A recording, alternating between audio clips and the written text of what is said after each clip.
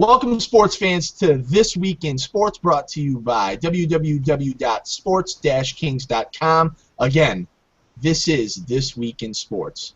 I'm your host, Andy. Along with me today, I have Michael Prosser. What's up, Michael? Not too much. Just want to give a special birthday shout-out to our fearless leader, Mr. Jason Whitney, joining the 30 Club. Yeah. So happy birthday, Big J. Here's to, 30, 60 more for you, man. 30 years old. Don't let him ever deny that. And we have Joe Ray, too. How's it going, Joe? The only shout-out I want to give today is to Michael's mustache, because that is beautiful. Thank you, sir. Thank you, sir. It's coming in quite nicely. It is beautiful. All 65 hairs in it. So 66. I counted yesterday. 66. Let's jump right into the topics. We have a few different things going on. First and foremost is the insanity that seems to be the Philadelphia 76ers right now. Reports coming out yesterday-ish that they would like to maybe trade Michael Carter-Williams a few weeks after he was announced Rookie of the Year this year.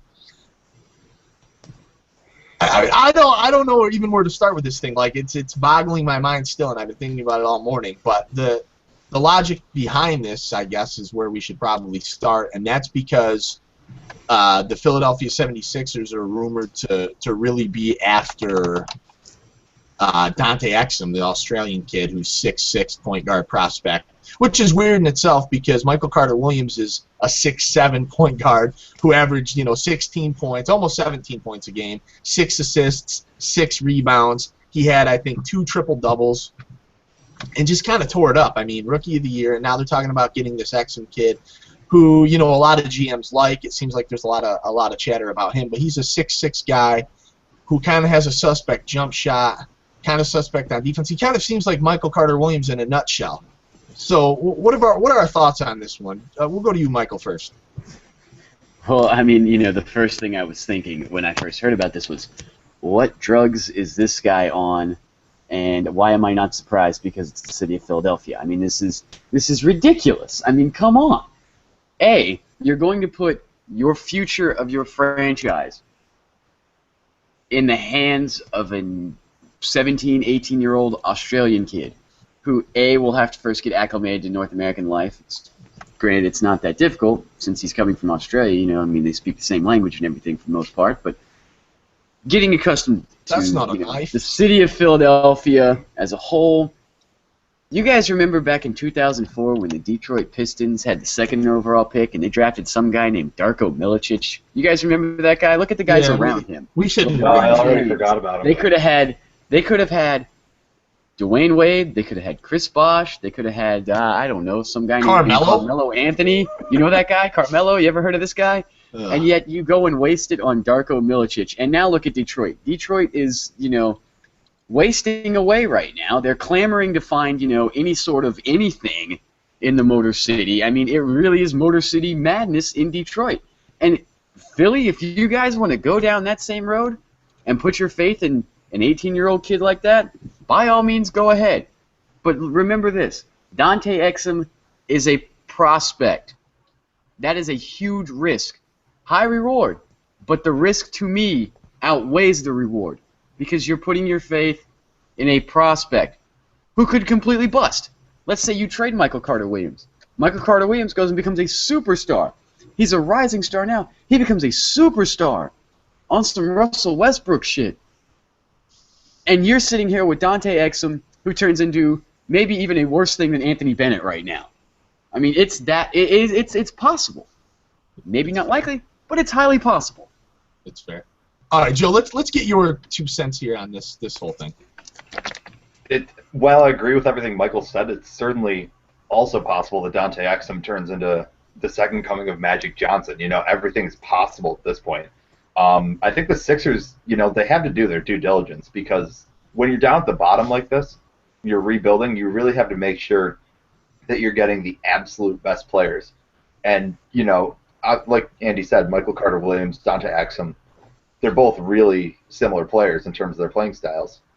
So, if you think there's any chance that Exum could end up being a better player than Carter-Williams, definitely go through and explore that. But if you already have a guy that's giving you 16, 6, and 6 in his first year, I wouldn't be I wouldn't be shooting over the moon to try and trade this guy unless you really think Exum is like the second coming of God in a draft class where, you look at all this talent, Embiid, Wiggins, Parker, it's loaded from 1 all the way down till, 10 or 11, and then there's still good guys in the draft after that.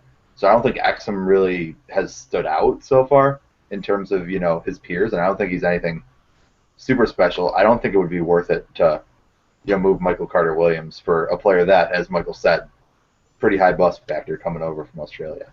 Yeah, my points really on this are, let me defend Michael real fast, because Michael has probably been screaming about Dante Exum before anybody else I know really was. He's kind of been over the moon. So Michael's not dissing Dante Exum. He's just kind of speaking of the reality of the situation. And I kind of share some of the same thoughts. I feel like, Dante Exum, I personally feel like he's going to be a better player than Michael Carter-Williams. That's my thought right now. Completely unsupported in the fact that he's playing against European talent, which we all know is generally not as good as what we have here in America, even at the college level. So that's kind of a drawback a little bit. The second big drawback is the fact that Michael Carter-Williams, albeit on a bad team, he's already taken the league by storm. 16, 6, and 6. There's not a lot of players that do that break that 15, 5, and 5 threshold, and he did it in his rookie season. Obviously, he was given the keys to the car in Philly. They traded everything, and made him the key piece. I called him being Rookie of the Year way back in, Summer League. So I have some faith in the kid. A lot of that faith, though, was based on the fact that Philly was so bad. But at the same time, it's such a risk. I don't understand. I feel like it's an unnecessary risk, because think in 5 years if you have Exum and you have Michael Carter-Williams. I think the most logical outcome is that they end up being kind of similar players production-wise. So what would even be the point of this trade? You would have to, if you're a Philadelphia 76ers executive, you would have to feel like Dante Exum is like the next Penny Hardaway, which is a guy he draws comparisons to. So that's the only way that it makes sense for them to get rid of a guy who's already doing it in lieu of a guy who probably will do it. And maybe he does end up being better, but I don't understand why you would get rid of Michael Carter-Williams Rookie of the Year already at this stage. And like you said, Andy, especially since you just gave this guy the keys to the city. I mean, you made this man your vocal piece. He is the person you're supposed to build the rest of the team around. And here you are thinking about trading him? That's like, okay, let's say the Carolina Panthers, they give the keys to the city to Cam Newton. Then they go and trade Cam Newton. You don't do that. But then, the thing is, and then what if they traded? What if they were to trade Cam Newton so that they could secure a guy like Cam Newton? How much sense would that make? Why would you trade Cam Newton to say, let's say, to get Colin Kaepernick? It almost doesn't make any sense, because you have similar horrible trade. That's a horrible trade. But that's what I'm saying. You have a similar quarterback. I mean, I bet you if you talk to a San Fran fan, they would say, I wouldn't trade Colin Kaepernick for Cam Newton. It's probably that's what I'm saying. They're similar guys. So, and for me, another quick point that I have, my final point on this actually is, why would you pass up a guy like Jabari Parker or Andrew Wiggins or even Joel Embiid if he's there, to pair with Carter-Williams and Nerlens Noel, who hasn't even got a chance to play yet? It almost does that. That's the part that really makes the least amount of sense to me, because you would trade Michael Carter-Williams to draft a guy similar to him, and not only are you doing that, but you're then giving up on your wing scorer in Parker or Wiggins. Assuming the top 2 picks are going to be Embiid and Wiggins, why would you use the 3rd pick to get essentially a player you already had when you could get Jabari Parker? Or you could get another big to put next to Nerlens Noel. Julius Randle, Noah Vonleh. Maybe 3's a little high for those guys, but still, it's the fact that you already have Carter-Williams. Why wouldn't you keep going to improve other parts of your offense? They're essentially trading Carter-Williams and Jabari Parker for Dante Exum. That's almost. I mean, that's really and whatever they would get for Carter-Williams. I don't know. Sure, but they're not going to get a higher pick though. Exactly. They're not. You know what I mean? So maybe they get another pick in the lottery, but it's not going to be enough to get a guy that's. I mean, Jabari Parker's probably a pretty sure thing. So I don't get it. Let's move on to the next topic. Let's we're going to talk about. I mean, we talked about this insanity of the NBA. Let's talk about Dez Bryant, the Dallas Cowboys. Dez Bryant thinks he deserves to be paid like a top wide receiver in the NFL. I think the number I heard was something like $10 million a season. I think he's slated to make under $2 million next season, and then I think there's some kind of a bonus in there. But what are our thoughts here? We'll start with you, Joe. What do you think about Dez Bryant? Should Dez Bryant be paid like a top receiver and $10 million a season? Does that sound about fair? Yeah, $10 million a season sounds absolutely fair for him, considering that guys like Vincent Jackson goes on the open market, gets $55 million, something like that. Deshaun Jackson. Deshaun Jackson. Same for Mike Wallace going to Miami. I think Dez Bryant's better than all three of those players. And absolutely. It's not even close. I mean, obviously there is, cause for concern because, there were the character things early in his career that he appears to have moved on from. He was 5th in the league in drops last year, but that's not anything to be overly concerned about. I think you just keep it simple. You look at Dez Bryant, he's 6'3", 215 pounds, something like that. He's the prototypical NFL wide receiver. He's putting up 100 catches, 1,300 yards, 10 scores for your team every year. You don't second guess it. You just keep it. Michael, your thoughts on Dez Bryant? Well, despite the fact that I'm not a Cowboys fan, yeah, I think Dez Bryant needs to be paid. I mean, the guy's next to Megatron. It's almost like Dez Bryant is. You could arguably call Dez Bryant the second best wide receiver in the NFL right now. Super talented, and he's got like Calvin Johnson, he kind of has a quote unquote possible subpar quarterback throwing to him. Yeah, the drops are a concern, but like Joe said, it's not that great of a concern. I mean, all you guys do is keep eye on the ball. I'm not going to call Romo or Stafford subpar. I mean, maybe par. They're not elite, but they're certainly. No, they're not elite, but they're not below average. I mean, that's what subpar means. I don't know. Well, you think that they're below average? Stafford at some point in time does look below average. I'm not going to lie to you on that. So does Cam Newton, though. Yeah, but Cam Newton's also a little bit younger than Matthew Stafford. Couple years, sure. Yeah, like 2 years. You gotta let him, you gotta let Cam grow in a little bit more. Oh, we're going with that. Easy. I didn't mean to be putting down your boy, Andy. Speak on. You're putting down my guy. I'm going to go get the jersey on right now. But no, my point is this. Dez deserves to be paid. Let the man get paid. I mean, come on. If Joe Hayden is getting paid, ridiculous amounts of money in Cleveland, Jerry can certainly throw out some dollars for Dez in Dallas. I mean, you threw out all the Buku Dolores for Jerry world. Throw out some money for Dez Bryant, Jerry, would you? Please? I'm going to change my name, too. Dollars for Dez in Dallas. That's my new hashtag. Dez does Dallas. Wow, that sounds very dirty. Let's not do that. So Dez Bryant, I think, in Dallas. Joe touched a little bit on the issues, the character issues, beating people over the head with a phone. He has been known. I mean, he got a little wild last year talking about my boy Megatron, saying they were essentially the same guy or he was better, and then he was kind of shut up real quick. But no, I agree. I think Dez Bryant, I think you could definitely debate that he might be the second best wide receiver in the league. I see myself, taking him more along the lines of 4 or 5. I still would put a guy like A.J. Green definitely ahead of him. But, yeah, no, he's arguably the number 2 receiver in the NFL. I mean, he's big. He's got to go 6'4", 220 pounds, maybe 215 pounds. So he's a big guy. He's an end zone threat. He's a deep threat. Oh, yeah.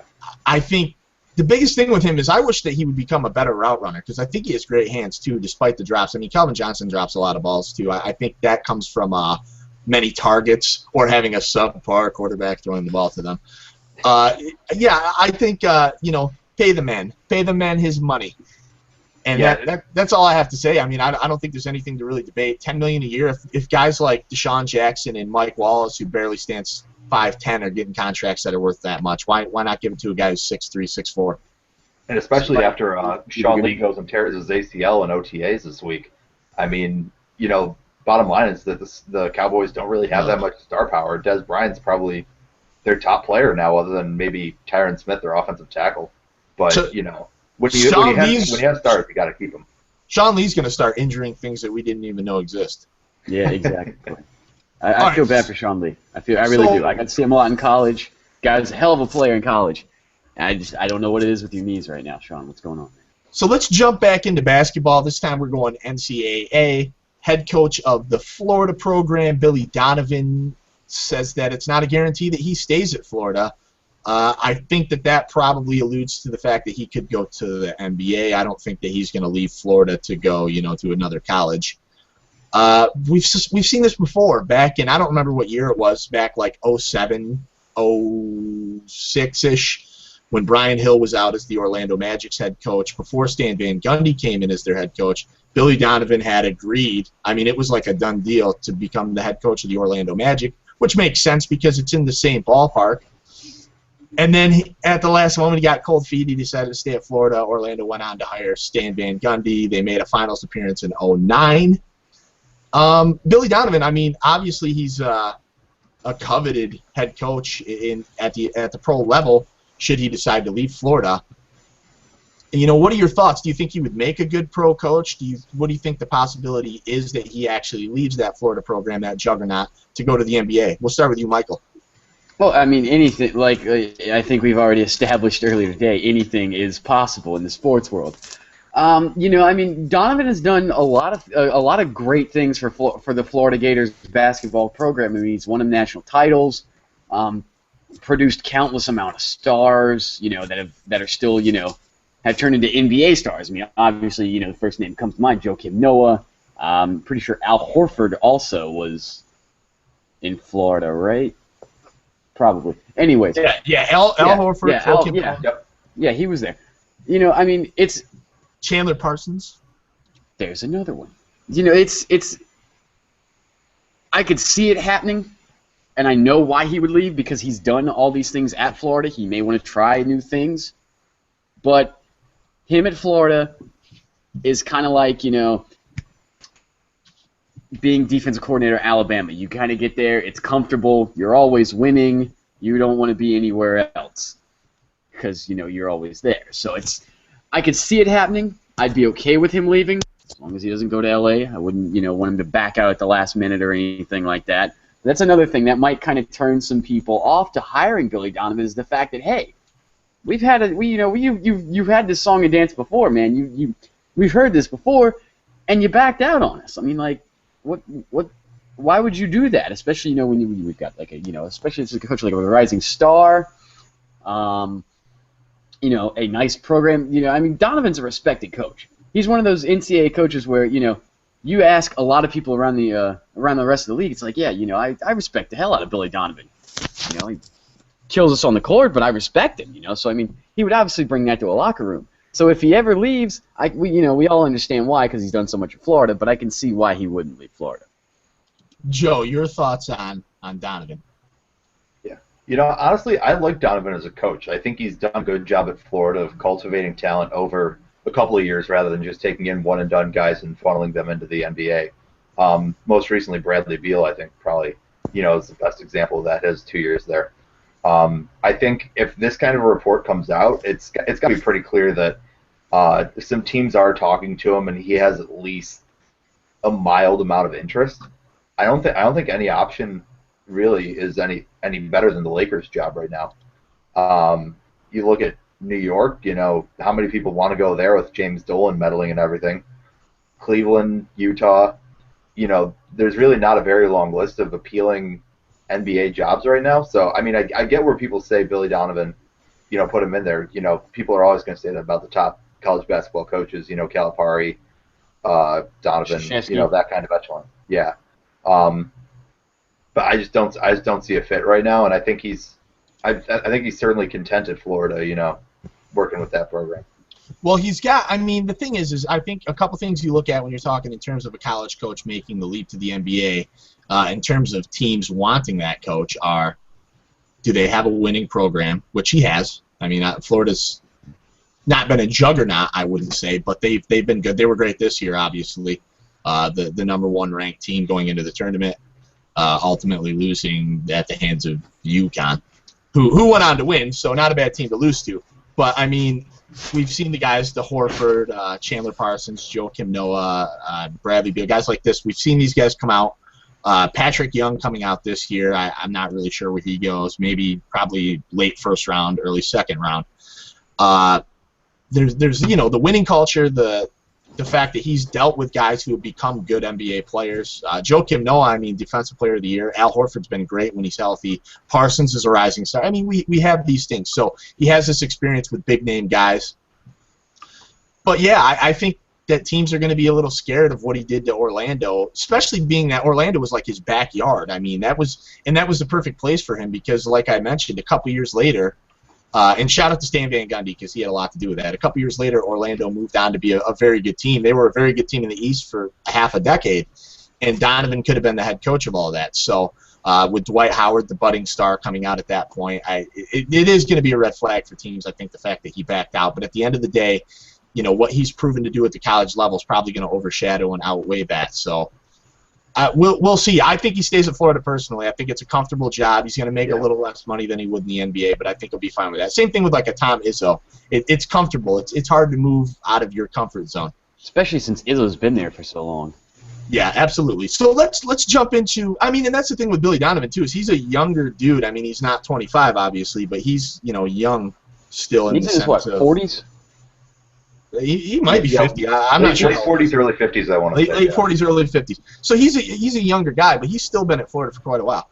So let's talk about this last topic here, and this is kind of a topic with A and a B. We're talking about possible elimination games from yesterday, from Wednesday night. The Miami Heat had the Indiana Pacers in Indiana. They were on the ropes, 3-1. The Pacers come back, dramatic fashion. The end of that game was bonkers. I don't know if you guys caught it, if you caught the highlights this morning. Pacers hold on to win. They're going to force that next game, which will be in Miami Game 6. And then the flip side of this is the same thing with the Blackhawks and the Kings. The Kings had the 3-1 advantage over the Blackhawks last night. That was dramatic. What, double overtime? You guys are hockey guys. Double overtime. I thought it was over, man. I looked on my ticker, and there was like 3 or 4 minutes left, and it was 4-3. And in hockey, to me, that might as well be like a 5-point lead. So I figured the Kings had it, and we were shutting it down. But the Blackhawks fight back, and now we have two teams with a little life. Let's start with the hockey thing because you guys are hockey. We don't get to talk about a ton of hockey on here. We'll go to you first, Michael. What do you think? Do you think that the Blackhawks can win this series? Well, personally, as somebody who's been rooting for the Kings since for quite some time now, no, I hope not. But you're not Stanley Cup champion twice in the last 5 seasons for no reason. You're obviously loaded with talent, and it was only fitting that Michael Hanzou scored that double overtime goal, having been a former LA King. It was that was kind of hard to watch. But as I was mentioning earlier before we went live, United Center at any point in time during a season, be it in hockey, in basketball, it's one of the toughest arenas to ever play in. And especially against a team that's on the ropes like the Blackhawks were when you're down 3-1 in your own home building, there was no way you were going to go out without a fight. And, I give props to Patrick Kane. Patrick Kane had one of those games that you kind of see every year that Patrick Kane is in the playoffs. He goes missing for, 3 or 4 games.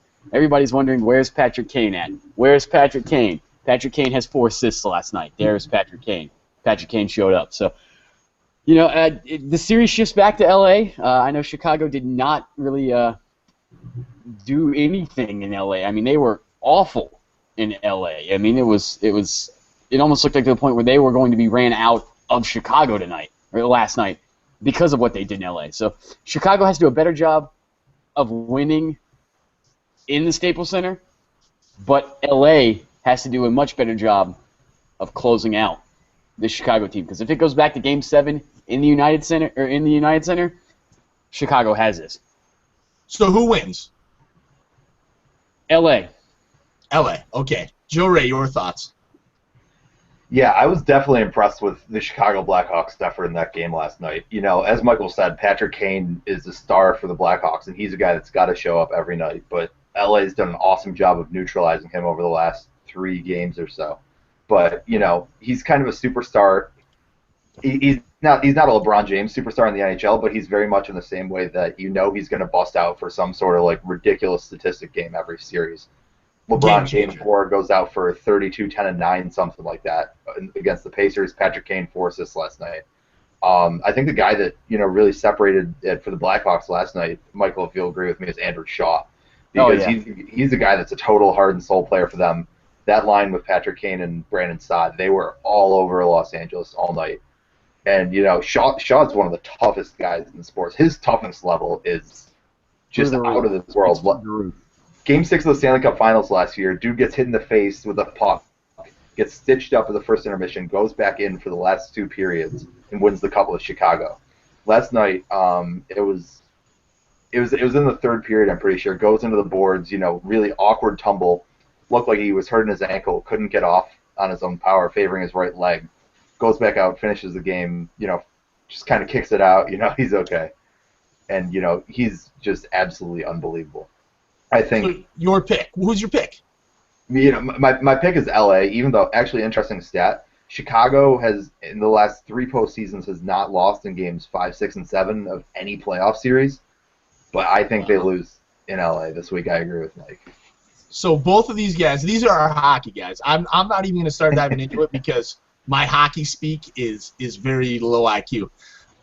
But yeah, you see the way Michael and Joe's eyes lit up when they got to talk about hockey, because we don't get a ton of hockey on here. Hockey tends to get a bad rap sometimes. It's not as sexy as basketball or football, but people love it, and playoff hockey is one of the best things you can possibly imagine in sports. So kudos to these guys and their analysis. I'm not going to do it. You got 2 guys telling you, these expert hockey NHL guys telling you that the Kings are going to take this series, so bow down. I'm glad to bow to your basketball knowledge as well. So Indeed. So speaking of basketball, let's jump into this basketball thing, because we have the Miami Heat have the chance to seal it off, and see, my eyes are lit up now too. I'm like a kid in a candy store. Miami Heat have the chance 3-1 to seal it last night in Indiana, which would have probably been great. Not so great for Lance Stevenson, as he probably would have gotten carried away in a stretcher by those fans. Actually, there was a funny point where Lance Stevenson blew into LeBron James' ear. Did you guys see that? They had it with the cartridge now, the Nintendo cartridge. There's already a meme with a Nintendo cartridge where Stevenson's blowing into that instead of LeBron's ear. LeBron had to have been frustrated, but.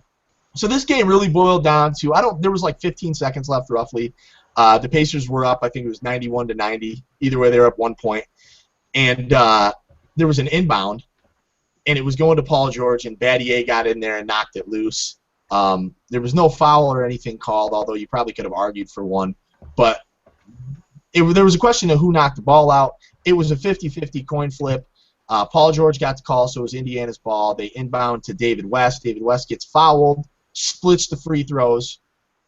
Actually, that was after the inbound debacle. Battier tried to take a charge for Paul George, which that was again ended up dragging him down. That was a horrible decision. I still thought it was 50-50, because if you watch the replay, Paul George kind of lowers his shoulder, and then Battier pulls the arm. So again, I thought there was 2 50-50s. The out of bounds call could have went either way. I thought that foul could have been offensive or defensive. Pacers get both the calls, which I'm fine with for the record. Kelvin was going to be on here going nuts this morning, I think, but I'm cool with it for the record. But those were the things that could have went either way. Miami could have easily won the game, but David West misses the second free throw. Norris Cole rebounds. Miami gets the timeout. LeBron penetrates on the other end. I thought he had a decent look at the basket despite Paul George being there, because LeBron does tend to get the benefit of the doubt when we talk calls. But he kicks it to Bosh, who had an open jumper. I don't remember who closed out, but it was a terrific closeout by the Pacers. They get a hand there in the vicinity. Bosh misses the 3. Pacers rebound. Game's over, essentially, at that. So we go back to the foul line. So what were your thoughts here now that I've rambled a ton? We'll go to you first, Joe. Your thoughts on that game, and did the Heat win Game 6 at home? First off, LeBron James and Lance Stevenson are both clowns. I'm not even going to touch that whole, what the bloody hell is going on there. I thought, neither team was really that impressive in this game. Admittedly, I hopped in a little bit late, so LeBron had 5 fouls by the time I tuned into the game. I don't know what the hell happened on that front. But the Pacers, from what I saw, really just didn't look like a team that was controlling the game, and neither did Miami. where Rashard Lewis came from, hitting 6 of 9 threes, pull the 12th man off the bench. That's why I think the Miami Heat are going to easily win this series when it goes back to Miami for Game 6, because they just have, they've got so many tricks that they can pull out of the bag in any situation, and I don't think the Pacers have that on their bench. Luis Scola, C.J. Watson coming off the bench. Other than that, really not much of anything. I think Paul George had an awesome game last night. He really took charge, I thought, for the Pacers. And I think he needs to do more of that, and Lance Stevenson needs to do less of that if the Pacers are going to have any chance in Game 6. But, props to Indiana, holding on. They had an 11-point lead in the fourth quarter, choked it away, but, held on for the win. Yeah, and real quick before Michael goes, I wanted to mention, a stat you were kind of touching on with LeBron. LeBron had like 3 fouls in the first half, and then he only had 2 field goals in that whole game. 2 of 10, 7 points. You're not going to get that again. Like, LeBron's not going to score 7 points a second time in this series. So, if Indiana would have lost that game last night, it would have been nuts. I mean, and they almost did. They won 93-90 with LeBron James scoring 7 points. Like, to me, that's like you got away with one.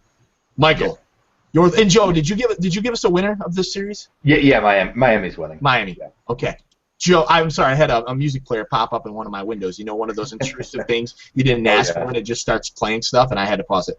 Michael, your thoughts on this series, and then wrap us up with your winner of this series. Well, I like Joe. I have to give all the credit to Paul George last night. I mean, 37 points against the Miami defense. Paul George, you went off last night, man. That was awesome. And it was actually at the bar I was at last night. They had 2 TVs. Well, they had multiple TVs, but the 2 TVs at the bar, on one side they had the Kings Blackhawks game, and on the other side they had the Heat Pacers game. So I inadvertently kind of watched both games, but obviously I was more focused on the Blackhawks game. But I will say this. Indiana, if you think that you can, play some sort of lackadaisical basketball and barely win like you did at home in Game 6, you've got another thing coming. Because when you go back to Miami, Game 6, you're down 3-2. It's hard enough as it is to win in Miami, let alone when you're behind in a series. You've backed up, Indiana has been, backed up in this corner as long as they can stand. They kind of, came out swinging a little bit last night, but Miami's going to deliver the knockout punch, and it's probably going to be by an over-under, I'd probably say over 15 points. 15. Yeah, and I have a big – I think it's going to be like a 10-plus point game. Miami's going to win. That's my opinion. I think you can expect like a guaranteed 35, 7-7 out of LeBron James. I think he's on triple double alert after having that horrible game. Obviously, Game 5, to echo you two, does come down to Paul George, and David West had a good game too. I think he had like 19 and 9 or something like that. But Roy Hibbert, I mean, it seems like every time Roy Hibbert has a good game, and he had 10 and 13 this game, 10 points, 13 rebounds. After having 0. Like, he's had like 5 games where he scored 0 points in these playoffs. And then he follows it up. It seems like every time Hibbert has a good game, they win. So I almost expect Hibbert to have 2 points, 4 rebounds next game. I expect LeBron to have a big outing. Game 6, South Beach. Miami closes out the series. And they sit back and hope that OKC and the Spurs go to Game 7. And they get a more tired, a more battled team. So how wrong was I about that series, right? Wow. Yeah. And I think we've all agreed that Miami closes out in Game 6, South Beach. Stay tuned. I think that's all we have for today. Look out for Kings Court. That's coming tomorrow. We're going to record that Friday. It'll probably roughly be posted by Saturday, maybe Friday evening. That's our all-access NBA show. Unfortunately, Joe won't be joining us because Joe's not a basketball guy necessarily. I try. But hey, he does a better job. The thing about Michael and Joe is they're hockey guys, as I alluded to before. They do a much better job adapting to like basketball than I would adapting to hockey. I just kind of sit back, blend in, let them talk about hockey, and then say, no, I agree with that, and then we go from there. So I do want to thank everybody for tuning in this week. As always, head on over to www.sports-kings.com. Read our articles. Hit us up with some comments. You can find us on Facebook. Just type in Sports Dash Kings into your search bar, and hit us up on Twitter at Real Sports Kings. Until next week, on behalf of myself, Michael, Joe, and everybody at the SK Network, I'd like to say thank you for tuning in. Have a great day.